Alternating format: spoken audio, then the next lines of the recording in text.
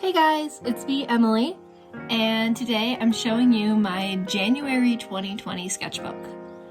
Now, you might have seen me talk about it a little bit on Twitter or Instagram. I actually finished this one way faster than I usually do. Usually one of these moleskins takes me about 2 months to finish, but I finished this one in 30 days. You can see here it's January 1st to January 30th. And also you can see right here, it was a whole ass mess of a month. And we're gonna go through it in my sketchbook.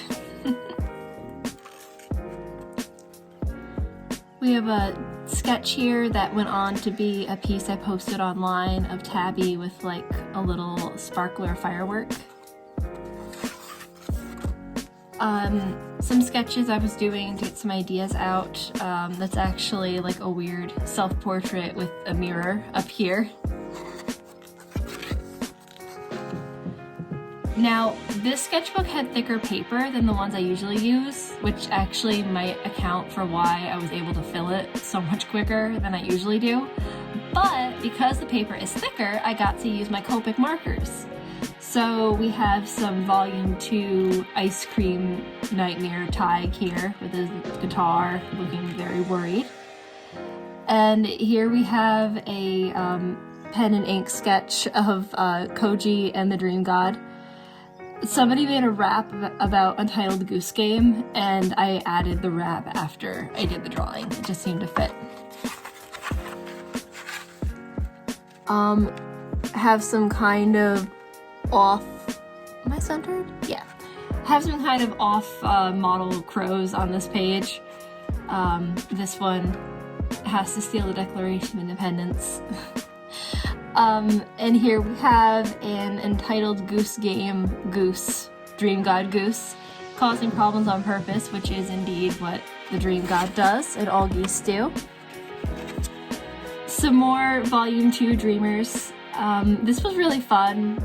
This Dimitri is done with Copics, and this page is entirely Posca markers, so you can actually really see the difference.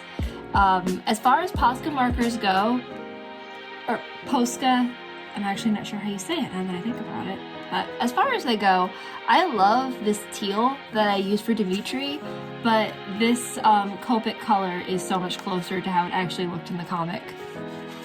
It's funny how that is sometimes.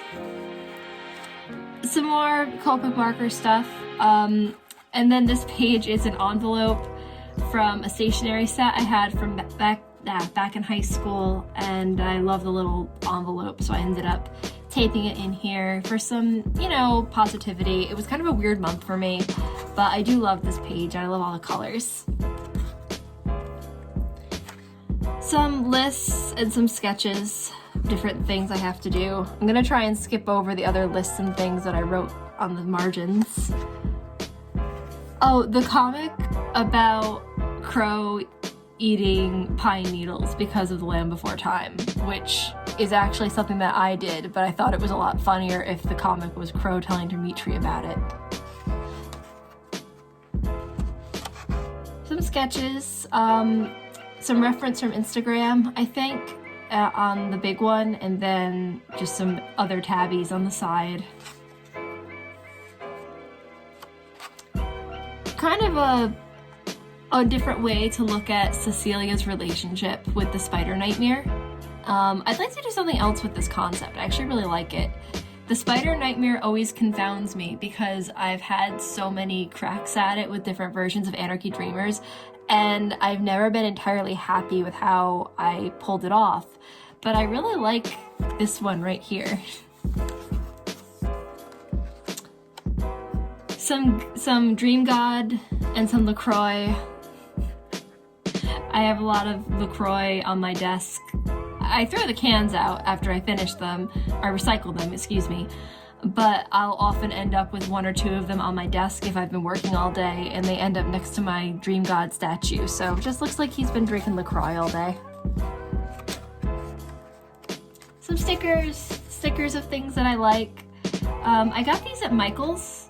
I love dim sum. They're really, and these are so cute. And then I got this at Five Points Fest last June. Sukiban NYC, they do some really cool shirt collabs. And we have Koji and Tig looking like they're trying to be incognito and being the actual opposite of incognito. I want to design an actual punk jacket for Tig. I think that's why I started this illustration, and then I just got completely sidetracked and didn't go much further with it. And here we have a Copic illustration of Tabby at sunrise with little drippy eye. Very emotional. It wasn't exactly what I wanted out of this piece, but I don't really mind it either. I think it came out pretty. And I think this is about where my last sketchbook tour ended, so we should be going to uncharted territory from here. There's some notes from work we're just gonna skip over.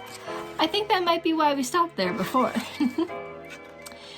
Here we have a redraw of a picture of Tabby that I drew in like 2006. Because Tabby, at least in concept, has existed since then. And she was drawn in an outfit that I definitely owned pieces of, but was trying to make it look like things I didn't own because I didn't want people to think I was drawing myself. But these gray trip pants with like the little frilly, what did you call those things on trip pants? They were like suspenders, the little frilly suspender things. They were very girly. I had that pair of trip pants, and I also had this really cute like vest with a hood on the back, and then you could lace the front of it like a corset. It was pretty, and I'm pretty sure I was trying to draw those two pieces of clothing in the original, but make them a little bit more unique. But either way, it's funny how it's kind of a mess even with better skill, but yeah, it's very 2006, very Hot Topic. Now, as an aside, you can see even with a thicker paper, that's how bad Copics bleed through the paper sometimes. It's pretty impressive, honestly. Don't bring your negativity to the knife fight. It's very important words to live by. This is a little sketch of Cecilia. Now, not everybody knows this, but I love dolls. Like, I love vintage fashion dolls.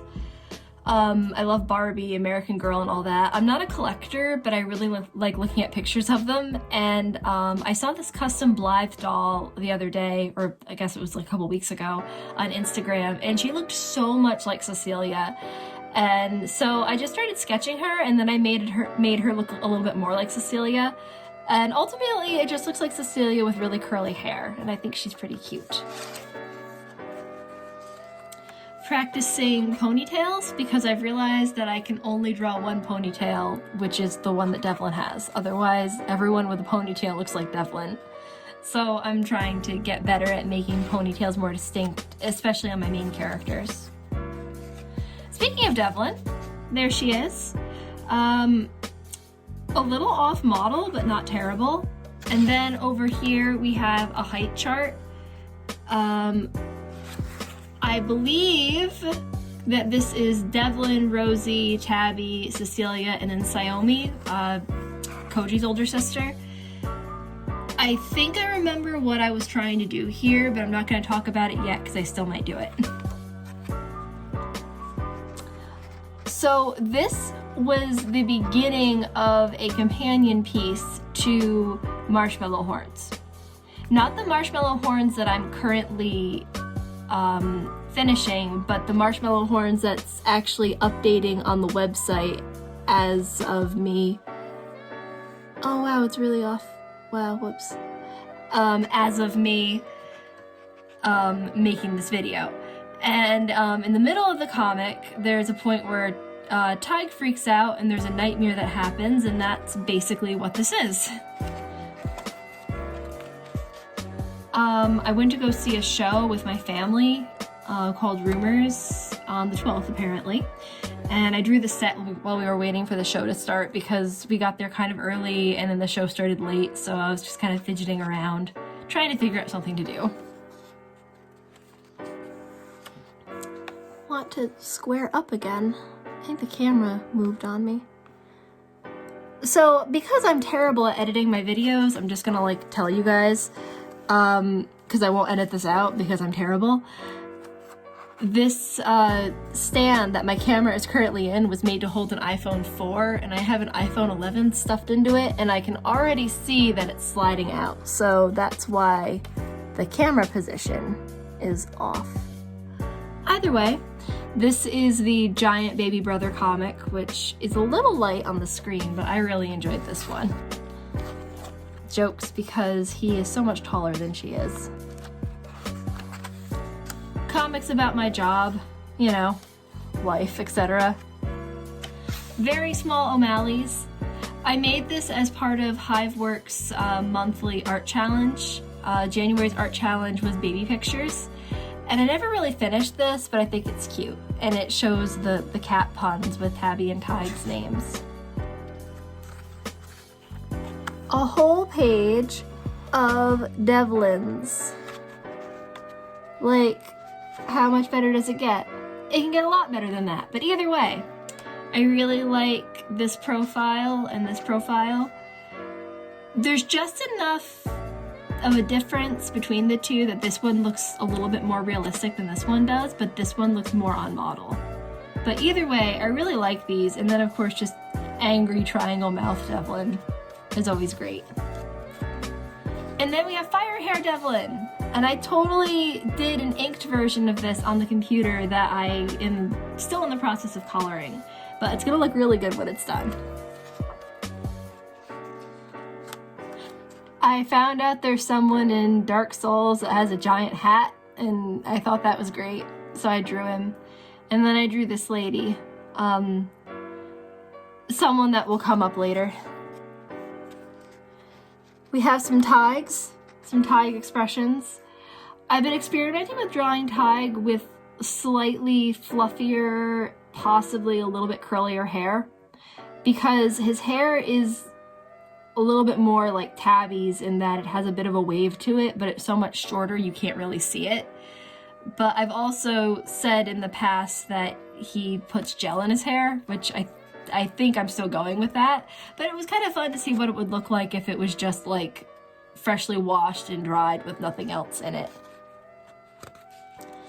A part of a comic page. Sometimes when I don't have time to be on the computer or I'm too far away from my computer, I'll draw like a random panel for a comic page and like leave it in this very unfinished state, but I'll take a photo of it and put it in Photoshop and put it into the comic page I'm working on and ink over it, and there we go. Looks great in the end. Or I hope it looks great in the end. Oh, and then here we have the Halloween dance comics. These were really fun to make. I gave myself a challenge of working with a very thin pen for most of this, except for the panels and like big shots like that. And I'm really happy with the results. I didn't plan this at all. Like, you might notice that there's no thumbnails or anything. I just kind of remembered what the story was and rolled with it. So the sizes aren't entirely correct. The panels are kind of off-center, like they're not, the lines aren't straight. But I like it, you know? Little Cecilia going out into the winter cold. And then I finished the sketchbook by drawing the things that were on my desk. We have this adorable little plushie snowflake from, I think it's Oriental Trading.